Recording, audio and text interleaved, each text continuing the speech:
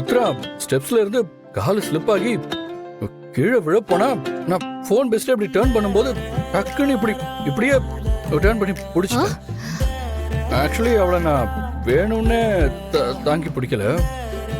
மித்ரா இப்படியே வந்து விழும்போது ஆக்சுவலி எனக்கு பாத்துங்க பேலன்ஸ் போய் அப்படியே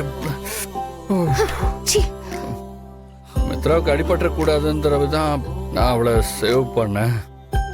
நீங்க எதுக்கு இப்ப தேவையில்லாம தப்பா நினைச்சிட்டு? என்ன சார் எனக்கு புரியல. நான் எதுக்கு உங்களை புரிஞ்சுக்கணும்?